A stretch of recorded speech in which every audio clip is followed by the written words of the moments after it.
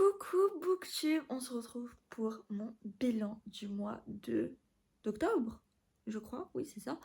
Alors je vais vous prévenir direct, je n'ai pas fini de lire, j'ai lu, mais j'ai pas fini de lire, donc bon, voilà, il n'y aura pas de bilan lecture, mais par contre, il y a un beaucoup, oui, oupsie, voilà, donc bref, j'ai voulu être raisonnable tout en me disant, je vais réussir à lire ce mois-ci.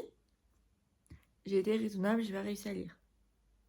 Bref, donc on commence sans plus tarder, mais du coup cette vidéo va être très très courte puisque c'est des achats, donc j'ai pas grand chose à dire sur ces livres, tout simplement. Donc on commence par un service de presse que j'ai pu avoir grâce à la plateforme NetGalley. Donc c'est J'ai kidnappé un mafieux pour Noël de Kate Lees aux éditions HEA. Bon, c'est une romance de Noël, juste le titre, je suis en mode ça a l'air pas mal du tout. Je vais vous faire un petit peu le résumé, j'ai pas du tout le nom des protagonistes en tête. Mais en gros, ça va être une fille et sa meilleure amie, notre protagoniste et sa meilleure amie, qui veulent kidnapper, je crois, le frère. Je crois, non, c'est la meilleure amie qui va kidnapper, enfin qui doit kidnapper le frère de la protagoniste. Je sais plus trop pourquoi. Sauf qu'au final, elle va se tromper de mec et ça va pas être le frère, mais un mafieux.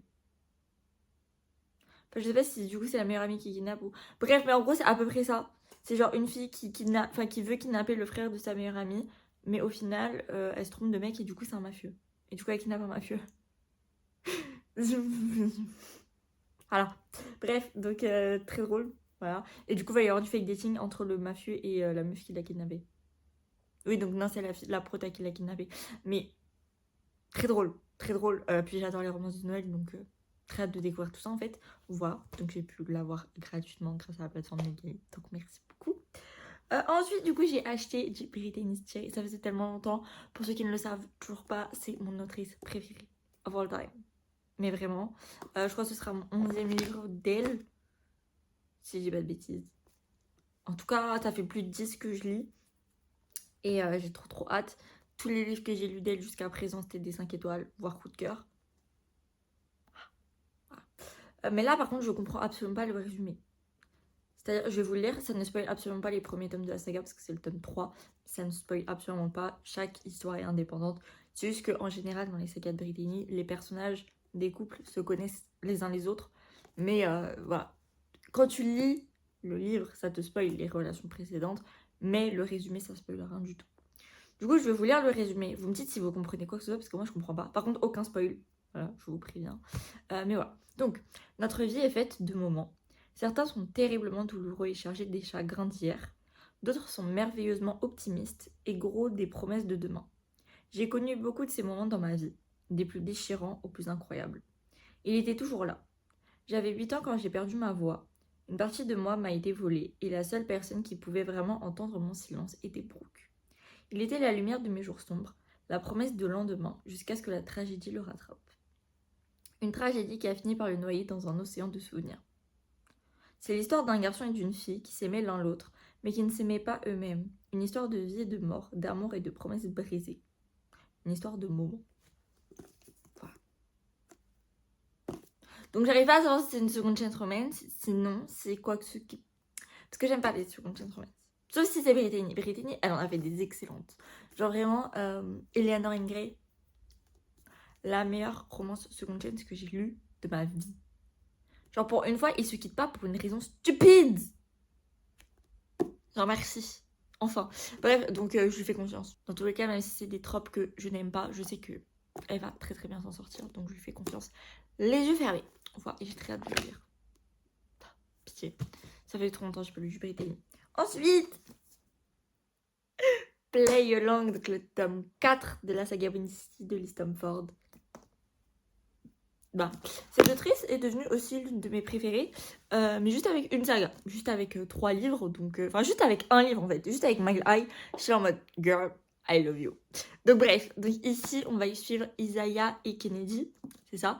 Isaiah donc c'est le frère du protagoniste du tome 3 qui s'appelait Kai, et Isaiah et Kennedy on apprend beaucoup à les connaître dans le tome 3, on sait leur relation. En gros, donc Isaiah tout comme son frère il est membre de l'équipe de baseball, je crois, il fait du baseball. C'est ça. Et Kennedy, elle, est masseuse pour cette équipe de baseball. Voilà. Et Isaiah, il a un crush sur Kennedy, mais depuis toujours, enfin depuis qu'il la connaît. Sauf que bon, Isaiah étant Isaiah, voilà, et Kennedy étant Kennedy, c'est compliqué. Surtout que Kennedy était fiancée. Sauf que bah, du coup, elle l'est plus. Et donc, bah, Isaiah, il le prend comme sa chance, tu vois. Il est en mode, c'est mon moment. C'est mon moment. Mais Isaiah, c'est, on va dire, le style coureur du jupon. Voilà, il couche à droite à gauche, tout le temps en soirée. Enfin, voilà. Il est là en mode, ouais, il est ancré sur Kennedy, mais ça l'empêche pas de voir ailleurs. Tu vois ce que je veux dire. Mais bon, là, du coup, depuis qu'il capte qu'elle a plus sa bague de fiançailles, genre, il devient sérieux, genre, tu vois, il arrête de faire, enfin, de coucher à droite à gauche, il se concentre vraiment sur Kennedy et sur la draguer. Bon, elle est un peu en mode, je viens de me faire quitter, enfin, ou tromper, je sais plus trop l'histoire. On le sait dans le 3. Mais bref, enfin, c'est pas ouf. C'était quoi? Non, non, non. Ouais, non, là, on n'en parle pas. Mais ouais, bon, voilà, elle vient de... Bref, rompre avec son fiancé, enfin, c'est un peu compliqué, un peu compliqué. Donc, bah, elle est pas forcément prête à s'engager. Sauf que là, en fait, les deux, ils vont aller à une soirée arrosée à Las Vegas et ils vont se marier.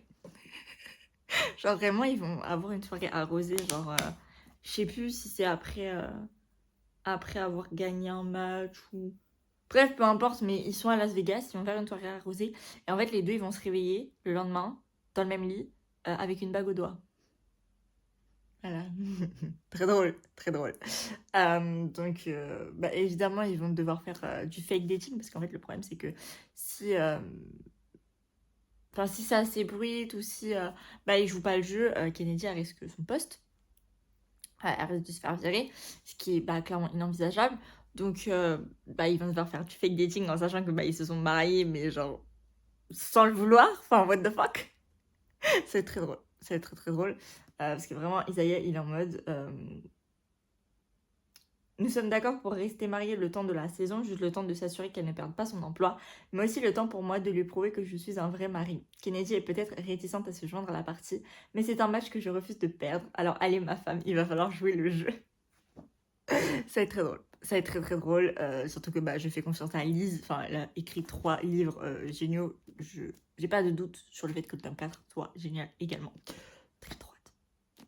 Vraiment c'est trop bien.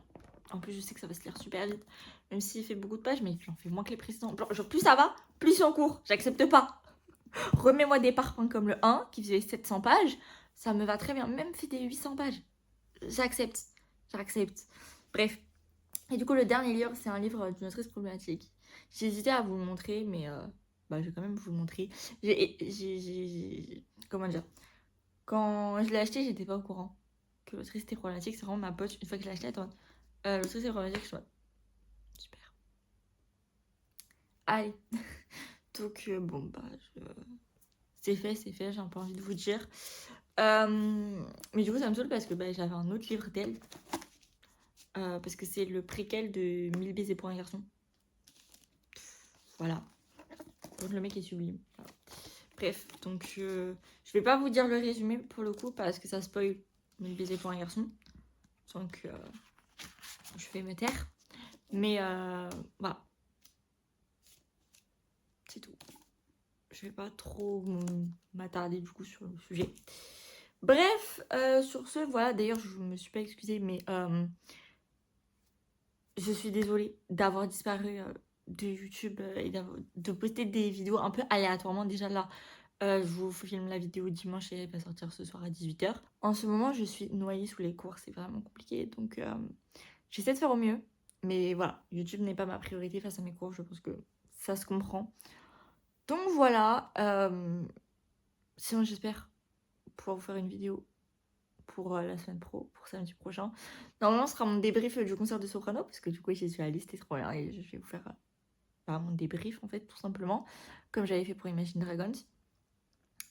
Mais ouais, faut juste que je prenne le temps de filmer, de monter, etc. Ce qui n'est pas toujours facile.